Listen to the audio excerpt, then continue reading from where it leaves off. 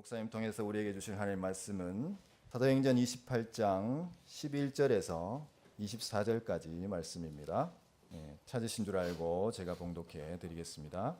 석 달 뒤에 우리는 그 섬에서 겨울을 난 디오스구로라는 이름이 붙은 알렉산드리아 배를 타고 떠났다. 우리는 수라구사에 입항하여 사흘 동안 머물고 그곳을 떠나 빙 돌아서 레기온에 다다랐다. 그런데 하루가 지나자 남풍이 불어왔으므로 우리는 이틀 만에 보디올에 이르렀다.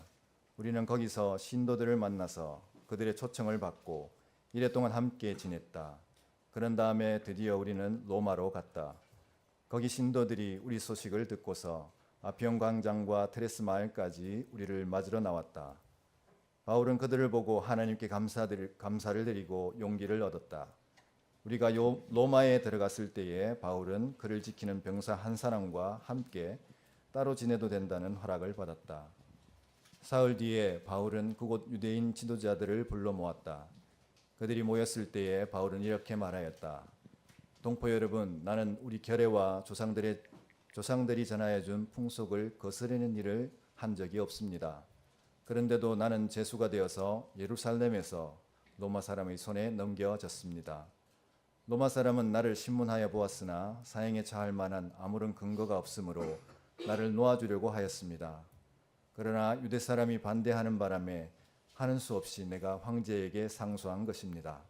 나는 절대로 내 민족을 고발하려는 것이 아니었습니다. 이런 까닭으로 나는 여러분을 뵙고 말씀드리려고 여러분을 오시라고 청한 것입니다. 내가 이렇게 쇠사슬에 매여 있는 것은 이스라엘의 소망 때문입니다.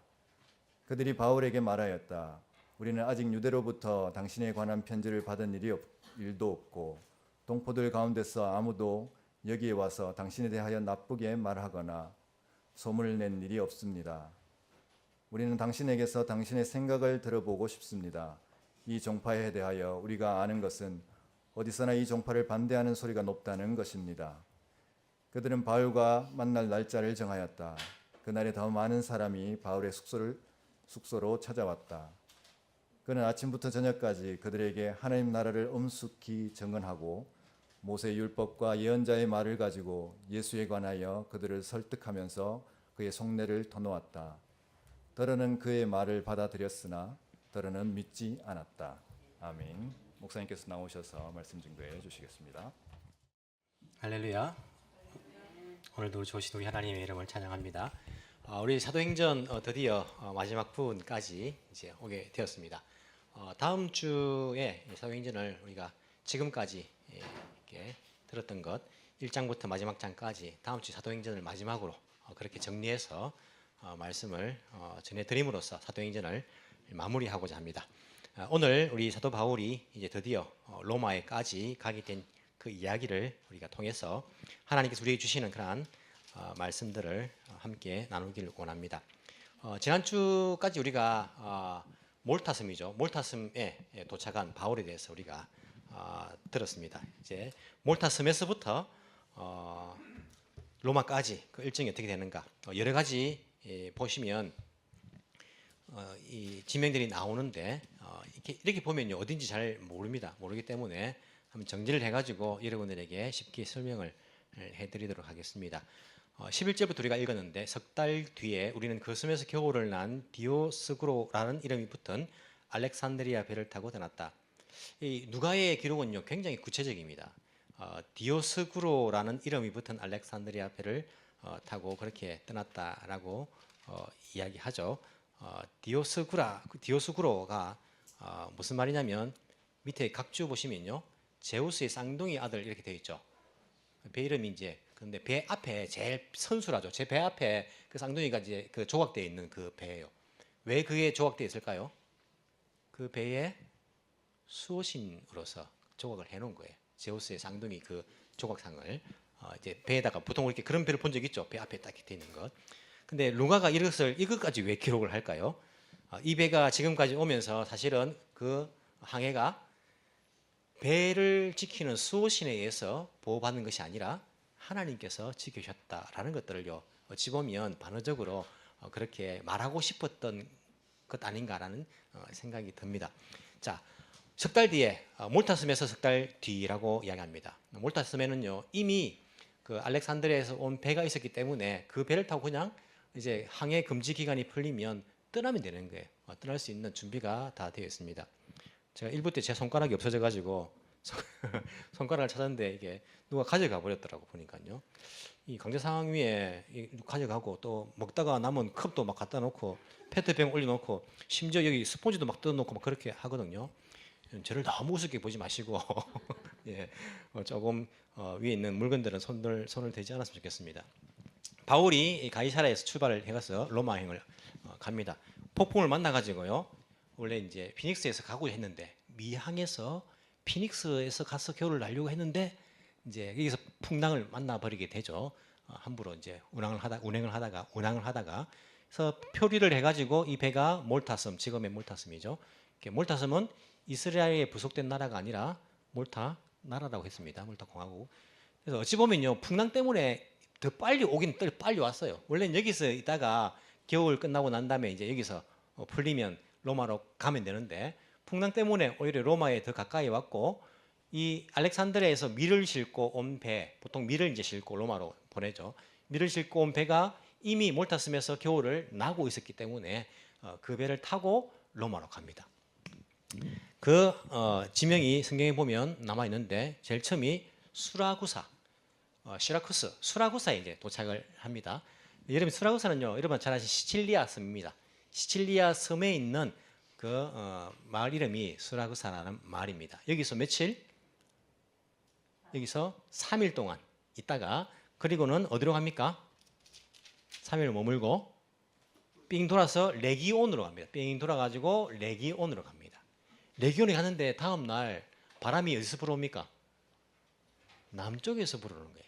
뭐 여기는 우리나 똑같습니다. 남쪽에서 불어오는 바람은 따뜻한 바람이에요. 따뜻한 바람이 남쪽에서 불어와야지 로마에 쉽게 갈 수 있잖아요. 바람이 불 때에 가야 되는 거예요. 남풍이 불어오니까 출발합니다. 출발해서 어디 도착합니까? 이름이 뭐죠? 레기온에서 남풍 불고 가서 드디어 어디로 갑니까? 보디올, 여기가 보디올이라는 거예요. 여기에 도착을 하게 됩니다. 그럼 보디올은요, 이 이탈리아에서 굉장히 그 당시에 중요한 항구입니다. 우리 일본에도 이제 천주교가 처음 이제 들어왔는데 어디를 통해 들어옵니까? 나가사키를 통해서 들어오지 않습니까? 나가사키는 지금도 천주교인들이 많아요. 왜 그렇습니까? 나가사키가 개방된 항구였기 때문에 외국에서 들어온 배들은요 다 나가사키에서 들어왔어요. 관동 지역은 어디로 들어왔습니까? 요코하마를 통해 들어왔어요. 요코하마에 일본 첫 개신교 교회가 거기 있다고 말씀드렸잖아요. 복음도 거의 같이 들어오죠. 그와 같은 곳이 어디냐면 보디올입니다. 보디올은 배가 들어오면 어디다가 보디올에 정박을 하는 거예요. 정박해서 여기서 짐을 풀게 됩니다. 하역 작업을 하는 곳이 이제 보디올이다라고 할 수 있어요. 보디올에 갔는데 거기에 바울이 누구를 만납니까? 거기에서 신도들을 만나는 거예요. 형제들을 만납니다. 그래서 이 교회 성도들이 바울을 초청해 가지고 일주일 동안이나 함께 지냈다라고 이야기합니다. 그런 다음에 드디어 로마로 갔다 하는데 아직까지 도착 안 했습니다. 15절에 보시면 거기 신도들이, 로마에 있는 신도들이 바울 일행의 소식을 듣고서 아피온 광장과 트레스 마을까지 우리를 맞으러 나왔다. 바울은 그들을 보고 하나님께 감사드리고 용기를 얻었다라고 이야기합니다. 여기 보디올에서 로마까지는요 200km가 남아 있습니다. 이제부터는 이제 배가 아니고 육로로 이동을 하게 됩니다. 육로로 이동하는데 이 이제 그 근처에까지 이제 갔을 때에 이름도 어렵다 그죠? 아피온 광장과 트레스 마을까지 그렇게 도착을 했을 때에 로마에 있는 성도들이 그 소식을 듣고 아마 보디올에 있는 성도들이 로마의 소식을 전했겠죠. 그들이 여기까지 환영하러 나왔습니다. 한 50km 정도 떨어진 곳이에요. 그래서 왔겠죠. 그까지 바울을 그렇게 맞이하기 위해서 왔던 것을 볼 수 있습니다. 이 당시에 이미 로마에 있는 교회가 이제 있었어요. 여러분 이런 걸 보시면요, 이런 성경을 읽어보면 조금 이제 궁금한 점이 안 생깁니까? 성경인데 무슨 궁금한 점이 생겨 그죠? 다 무조건 덮어놓고 믿어야지. 덮어놓고 덮어놓고 믿을 수가 없죠. 왜 궁금한 게 생겨야 돼. 뭐가 궁금합니까? 보디올에도 이미 교회가 있었어요. 로마에도 이미 교회가 있었습니다. 바울의 첫 방문이에요. 로마 첫 방문. 로마에는 뭐 교회가 있었던 것은 그래도 우리가 뭐 로마서도 기록했고 하니까 알겠는데 보디올에도 교회가 있었나? 막 이런 생각이 안 듭니까? 궁금하지 않습니까? 어떻게 보디올에도 저기도 교회가 있었을까라는 생각이 들 수 있잖아요. 성경을 보시면 사실 로마는 바울이 전도한 그런 곳은 아닙니다. 사도행전 2장 10절에 보시면 초대교회 때에 초대교회가 이제 탄생하는 그 순간에 성령께서 임재하셨을 때에 그 흩어져 있는 디아스포라 유대인들과 유대교를 개종한 사람들이 방문을 했는데 그때에 성령이 그들 가운데 임하시고 교회가 탄생하는 것들을 본 사람 가운데에 로마에서 온 사람들이 있어요. 아마도 그 사람들에 의해 가지고 로마의 교회가 탄생했을 것이다라고 생각을 합니다. 그리고 보통 로마로 가기 위해서는 어디에? 보디올에 배를 타고 가면요. 육로로 가면 멀잖아요. 엄청 돌아가야 되잖아요. 주로 배 타고 가는데 배 타면 항상 보디올에 정박을 하기 때문에 어떤 학자들은요. 보디올이 로마보다 훨씬 더 복음을 빨리 받아들였을 것이다. 근데 기록이 남아있지 않기 때문에 정확하게 말할 수는 없지만은 보디올, 나가사키가 훨씬 더 복음이 빨리 받은 것처럼 이 보디올이 훨씬 더 로마보다 교회가 빨리 섰을 것이다 라고 생각을 하는 사람들도 있습니다. 로마에 있는 그 교회가 바울을 환영하러 나온 것들을 볼 수 있어요. 로마에는 이미 바울이 가지는 않았지만은 아는 사람들이 있었어요. 로마서를 보냈지 않습니까? 로마서를 어디서 보내냐면 제3차 전도 여행 때에 고린도에서 바울이 로마서를 썼다라고 우리가 보통 생각합니다. 왜냐하면 로마서 16장에 보시면 넘겨주시면요. 로마서 16장 1절에 보시면 이렇게 나옵니다. 갱그레아 교회의 일꾼이요 우리의 자매인 베베를 여러분에게 추천합니다. 이게 로마에 보낸 편지입니다. 편지인데 바울이 마지막 장에서 이제 여러 사람들의 안부를 이제 전하고 있어요. 근데 그 가운데에 1절에 갱그레아 교회의 일꾼이요 우리의 자매인 베베를 여러분에게 추천합니다라고 말하잖아요. 이 말을 통해서 우리가 얻을 수 있는 힌트는 뭘까요? 바울이 지금 갱그레아 근처에서 편지를 쓰고 있다라고 우리가 힌트를 잡을 수 있습니다. 왜냐하면 베베를 여러분에게 추천한다는 말은 여러분에게 보낸단 말이잖아. 그렇잖아요. 제가 추천한다는 것은 이 사람 베베를 보내는 거잖아요. 베베가 로마서를 들고 로마 교회에 편지를 전달해 줬을 것이다라고 보통 학자들은 생각을 해요. 그래서 베베가 있었던 곳이 원래 베베는 갱그레아 교회의 일꾼입니다. 갱그레아가 어디 있습니까? 고린도에 있잖아요. 고린도의 그 근처에 있는 항구가 갱그레아잖아요. 바울이 고린도를 떠날 때 갱그레아에서 배를 타고 가려고 했잖아요. 그죠? 그런 이야기 나오지 않습니까? 고린도예요. 고린도에서 사도 바울이 기록했을 것이다. 갱그레아 교회의 일꾼이라는 그 일꾼의 그 헬라어가 일곱 집사 알죠, 여러분? 사도행전에 나오는 일곱 집사님을 선출할 때에 그 일곱 집사와 이 갱그레아 교회의 일꾼이란 단어가 똑같은 헬라어예요. 헬라어인데 사실은 집사라고 말하지만은 지금의 집사님들하고 다르죠. 다릅니다. 일곱 집사 가운데에 스데반, 빌립 이런 사람들, 복음을 전하는 사람들, 성경을 완전히 통달하는 사람 아닙니까? 빌립은 세례도 주는 사람이에요. 집사님들은 지금 세례를 주지 않지 않습니까? 그래서 오히려 지금 생각하면 부목사님들 아니면 뭐 목회자 같은 그런 사람을 일컫는 단어였을 것이다. 집사로 번역을 했지만은 그렇게 봐요. 그래서 여성 목회자를 이제 지지하는 그런 이제 그 교회는요 이 구절을 듭니다. 베베도 그 일곱 지사와 똑같은 그런 일꾼이란 단어가 들어가 있는데 그 여성도 교회 지도자로서 세울 수 있다라고 그렇게 이 구절을 가지고 이야기하는 그런 근거가 되는 그런 부분이기도 합니다. 하여튼 베베를 로마 교회에 추천을 하는 겁니다. 그리고 이 당시에 로마에 가지는 않았지만요 사도 바울이 로마에 있는 사람들 가운데에 아는 사람들이 많았어요. 다 읽지는 않겠지만은 16장을 쭉 보시면 누구에게 안부를 좀 전해주세요. 로마 교회에 있는 이미 자기가 알고 있는 사람들 그렇게 이야기. 그 중에 이제 대표적인 사람이 넘겨보시면 브리스가와 아굴라에게 문안해 주십시오라고 말하는 것은 지금 브리스가와 아굴라가 어디 있단 말입니까? 로마 교회에 있단 말이잖아요. 5절에 보시면 그들의 집에서 모이는 교회에도 이 브리스가와 아굴라가 원래 로마 출신이에요. 로마에서 추방령을 받고 도망갔다가 에베소에서 바울을 만나서 그렇게 함께 동역을 하다가 다시 로마서를 기록할 당시에 로마에 돌아간 상태였어요. 그리고 그곳에서 이 부부의 집에 교회가 로마 교회는 많았겠죠. 가정 교회니까 로마 교회가 그곳에 있었다는 것을 알 수 있습니다. 하지만 바울이 방문했을 때 이 부부가 있었다 없었다는 정확하게 알지는 못해요.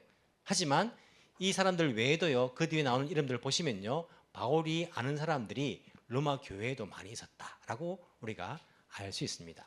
즉 바울이 처음 방문했지만은 그 로마 교회에서 어찌 보면요 50km 길도 멀다 하지 않고 자기를 환영하기 위해서 나와줬던 사람들, 그 사람들 가운데서도 자기가 아는 사람들도 있었을 것이고, 그 사람들을 봤을 때 바울이 어떤 마음이 들었습니까?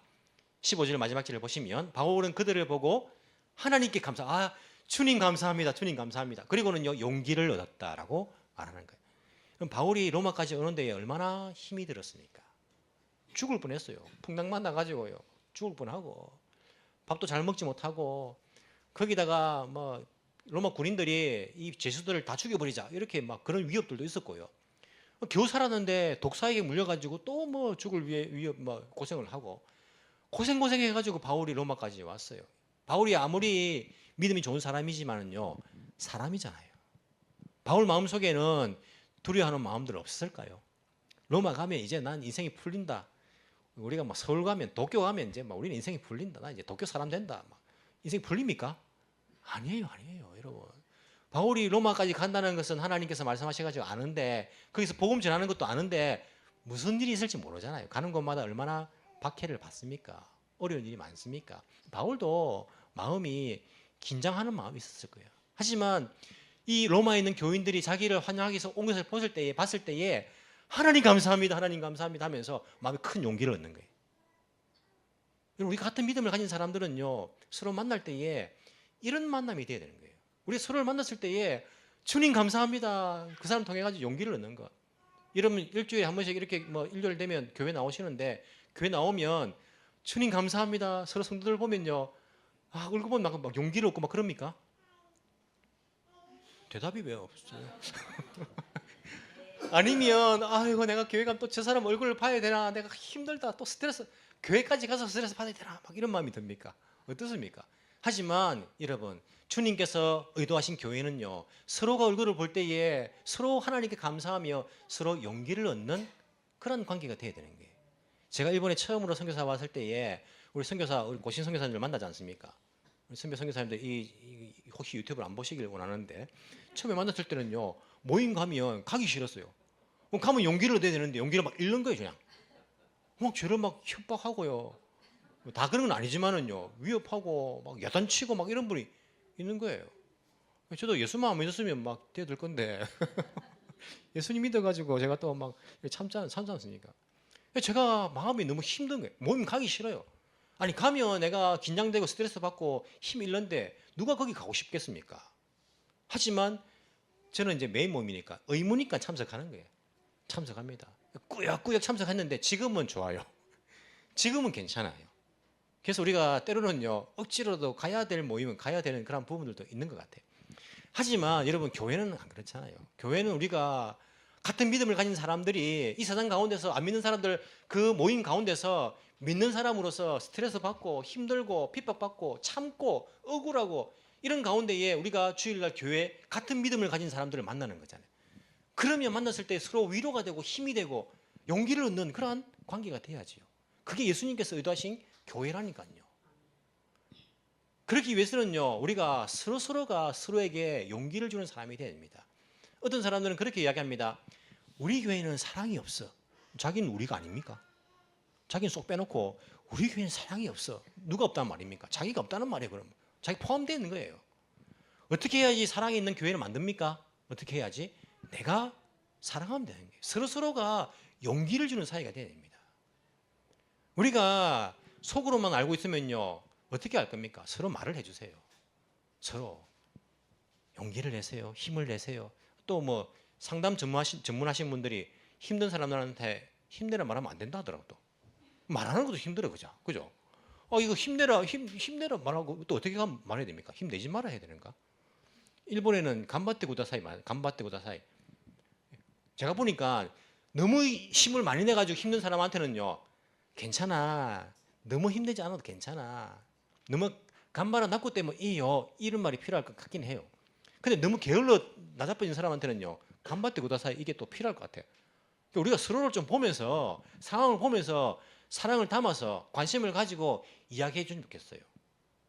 정말 힘을 내가지고 힘든 사람한테는요, 괜찮아.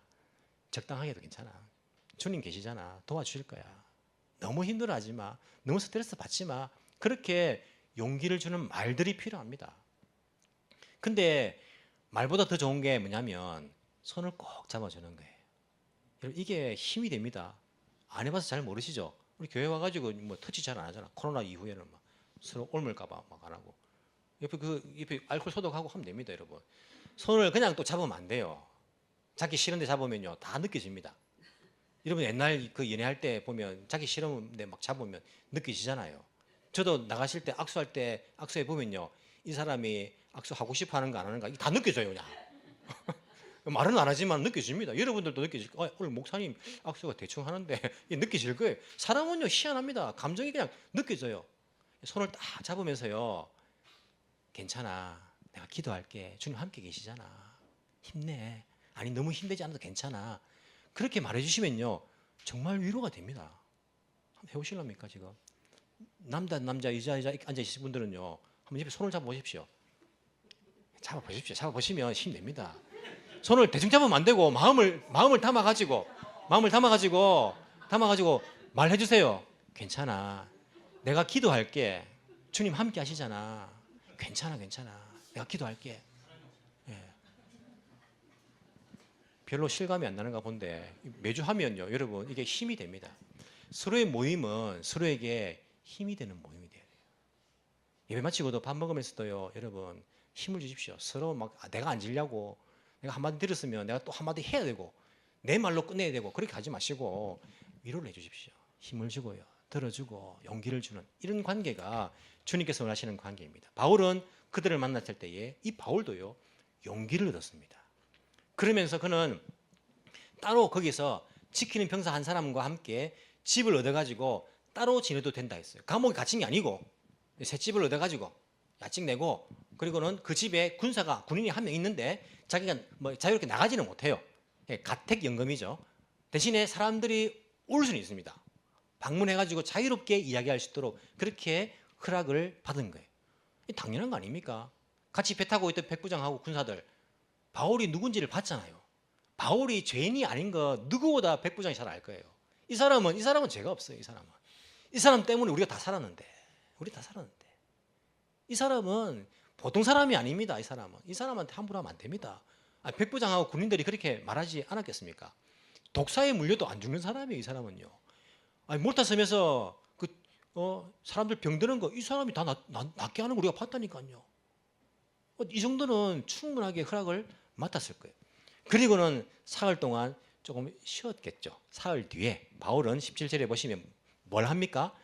유대인 지도자들을 불러 모읍니다. 이 당시에 로마에 유대인들이 약 4만 명 정도 살았다고 이야기를 하거든요.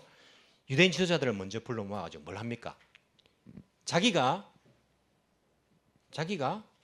왜 이곳까지 왔는지, 왜 황제에게 그렇게 상고를 했는지 그 이유를 자기가 이야기하는 거예요. 나는 유대인으로서 율법을 어긴 것도 아닙니다. 우리의 전통이나 풍습을 그렇게 해한 것도 아닙니다. 그리고 제가 유대인들을 고발하려고 로마 황제에게 상고한 것 아닙니다.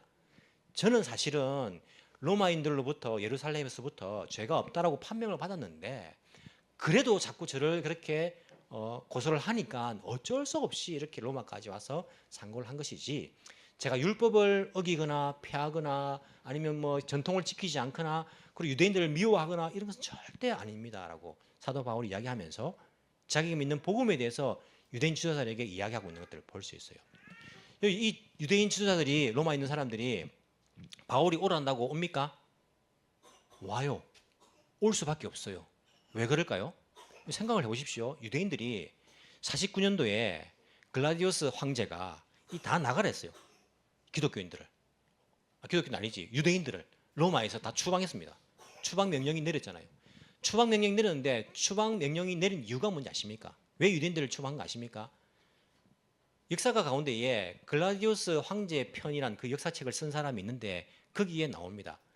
그리스도인으로 인하여서 일어난 그러한 오사화기, 그러한 선동으로 인하여 가지고 다 쫓겨난 거예요. 무슨 말이냐면 그리스도인, 기독교인, 예수 그리스도를 메시아로 믿는 그 사람들로 인해 가지고 유대인 가운데에 분란이 일어나는데 그거를 황제가 보고는요, 야 유대인들 다 나가 한 거예요. 그것 때문에 쫓겨났습니다. 49년도에요. 근데 54년도에 글라디우스 황제가 죽습니다. 죽고는 그 다음 황제가 네로 황제입니다. 네로 황제 돼가지고 이전의 황제가 죽었으니까 그 명령은 이제 끝난 거예요. 그래서 유대인들이 54년도에 돌아옵니다. 로마로 돌아올 수 있어요. 물론 뭐 로마에 숨어 있었던 사람들도 있었겠죠. 자유롭게 이제 돌아왔습니다. 바울이 전도 여행한 것이 로마서를 기록한 것이 57년도이고 로마까지 간 것이 60년도라고 이야기해요. 그러면 유대인들이 로마에 정식으로 살 수 있게 된 해로부터 바울이 방문했을 때까지 몇 년이 흐른 겁니까? 제 이야기를 잘 안 듣고 있는 사람들은 모를 거예요. 몇 년이 흐른 겁니까? 6년 정도가 흐른 거예요. 6년 정도가. 유대인들 마음속에 어떤 마음이 있을까요? 우리가 또 쫓겨날 수도 있다. 항상 긴장하는 거예요. 여러분들도 한국 사람으로 외국에 사니까요 늘 긴장하잖아요. 긴장한 것도 모르고 긴장해요. 한국 가면 편하죠. 긴장이 없으니까. 한국 가면요 뭐 말 들으려고 귀로도 다 들리고 그냥 뭐 동사무소 가가지고 내 마음대로 말해도 다 의사 통하고 내 의사가 다 통하고 병원 가도 다 통하고 하니까 긴장감이 없어요 우리는요. 근데 외국 살면요 항상 긴장 상태가 있어요.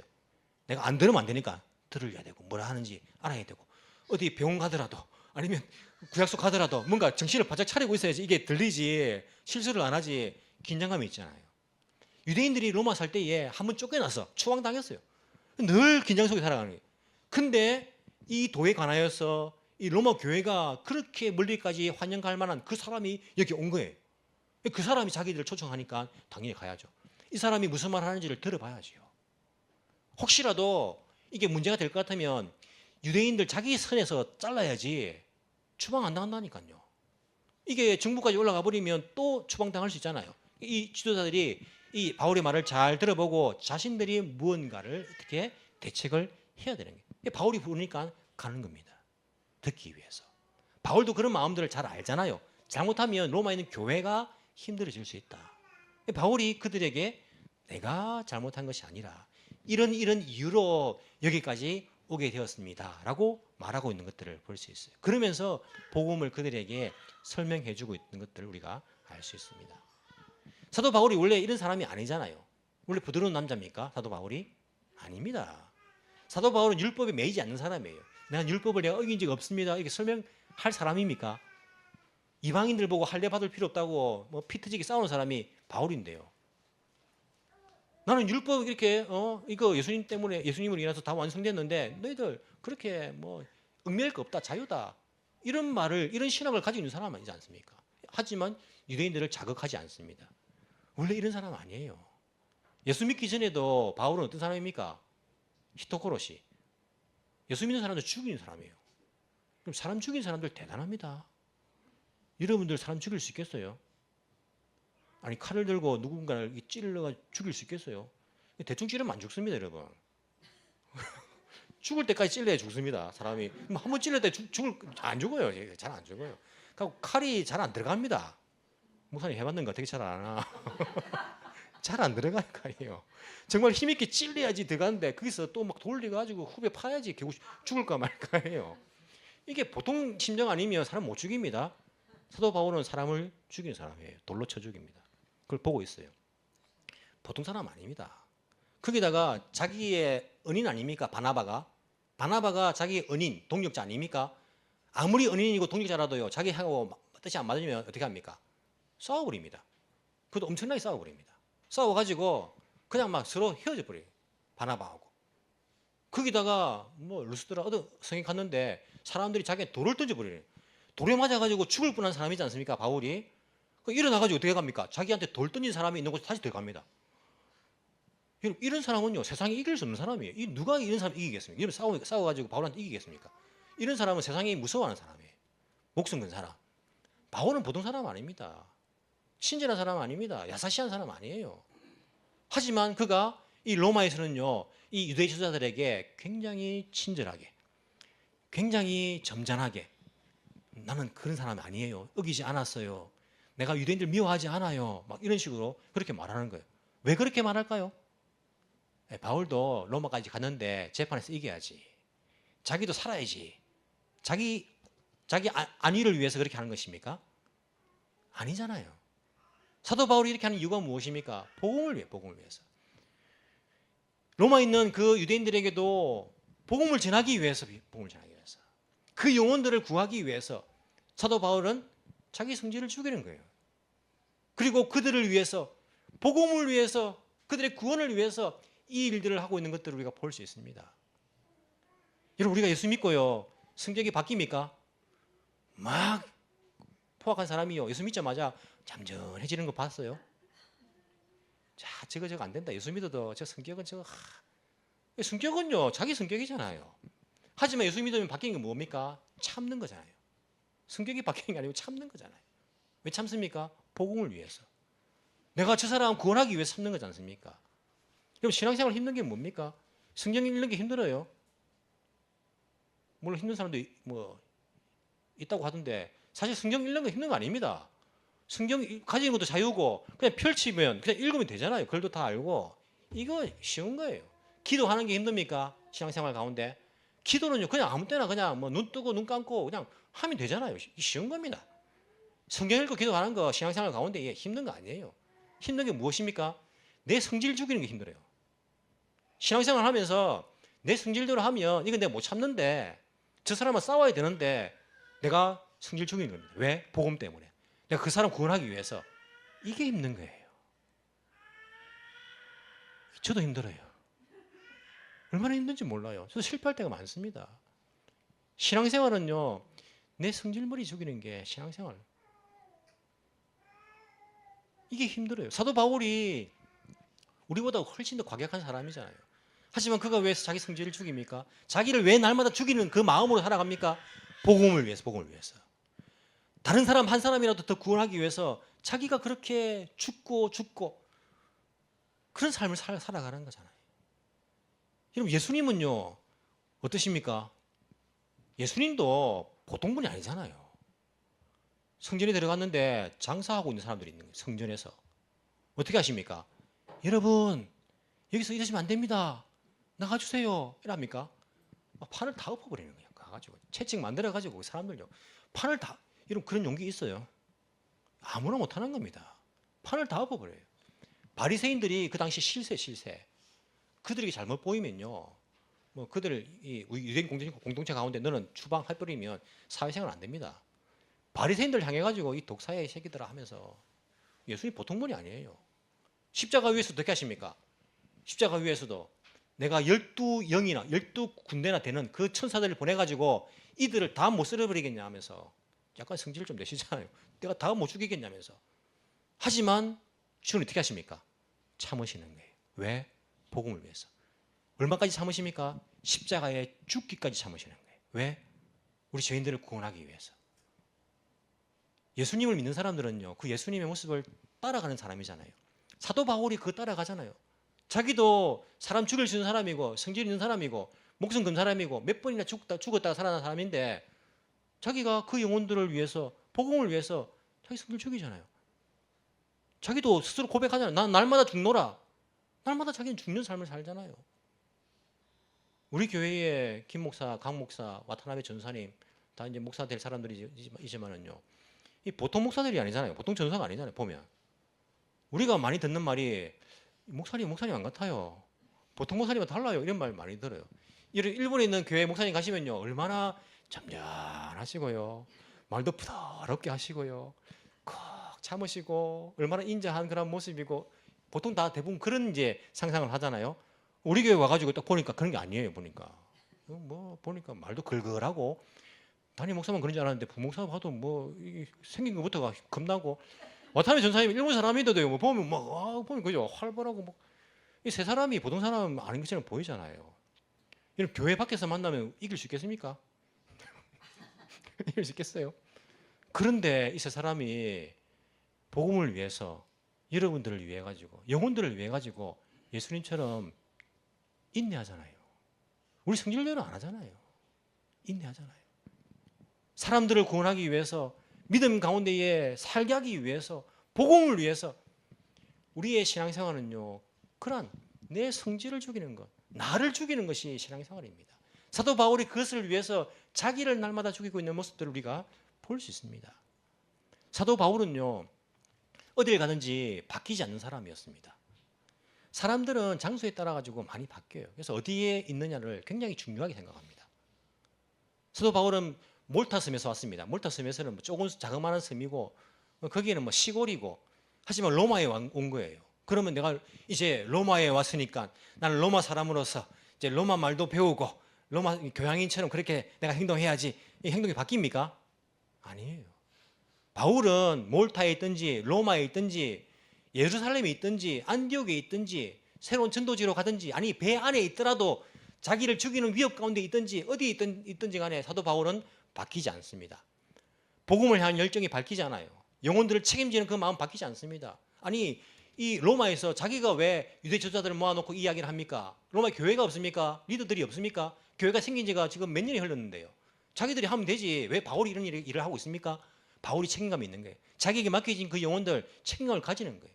심지어 배 안에서 자기 말도 안 듣는 사람들, 자기를 죽이려고 했던 그 병사들, 그 영혼들도 하나님이 나에게 맡기신 영혼이니까 책임감을 지고 끝까지 책임지는 거예요. 그 영혼들을 위해서 바뀌지 않습니다. 어디 있든지 간에, 상황이 어떻든지 간에, 장소가 어떻든지 간에 바뀌지 않아요. 그는 복음을 향한 열정이 바뀌지 않습니다. 식지 않습니다. 인생의 목표가 바뀌지 않아요. 복음을 위해서, 하나님 나라를 위해서, 영혼 구원을 위해서, 예수님이 영혼 구원을 위해서 땅끝까지 복음 전하는 것, 그 꿈을 가지고 계신데, 그 목표를 가지고 계신데, 나 역시 그 목표 변하지 않습니다. 바뀌지 않아요. 상황이 따라가지고.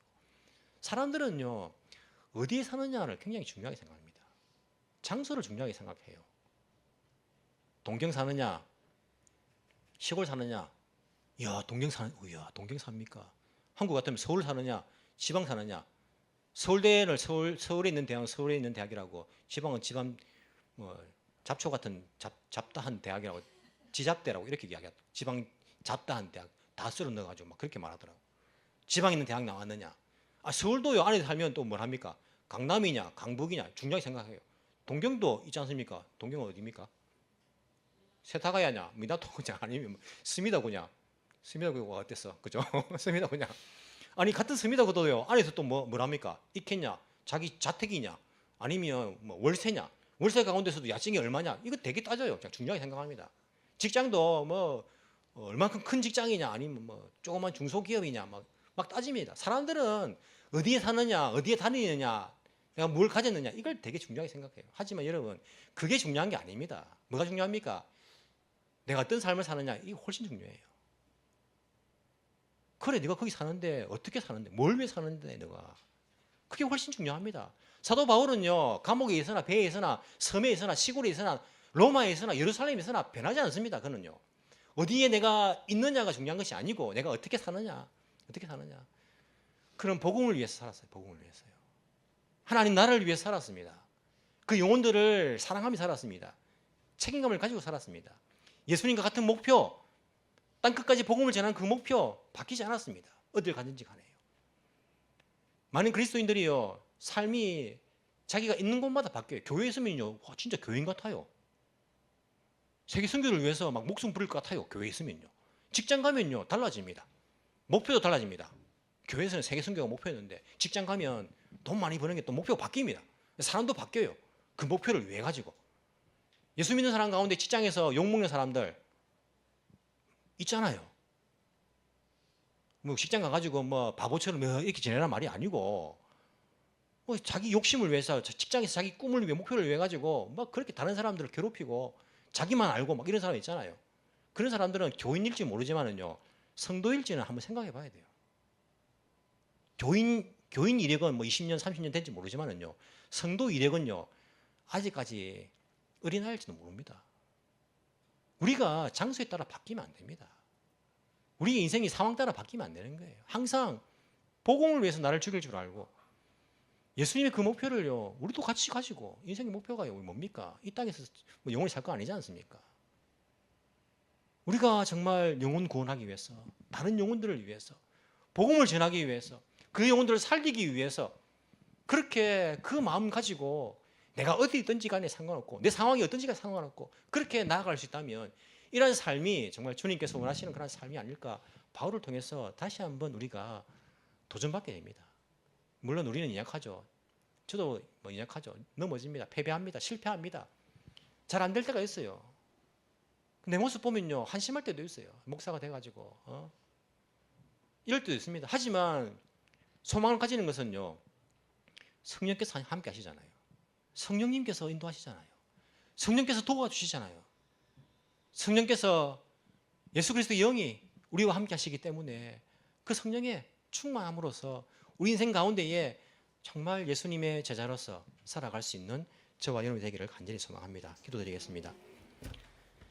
하나님 아버지, 바울을 몰타에서 로마까지 인도하신 주의 손길을 기억합니다.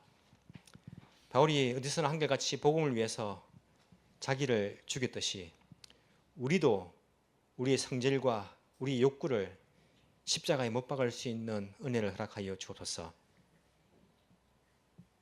그가 영혼들을 구원하기 위해서 절제하며 그리고 그들의 문화를, 그들의 상황을 존중한 것처럼 우리도 그런 마음을 가질 수 있도록 주여 인도하여 주옵소서.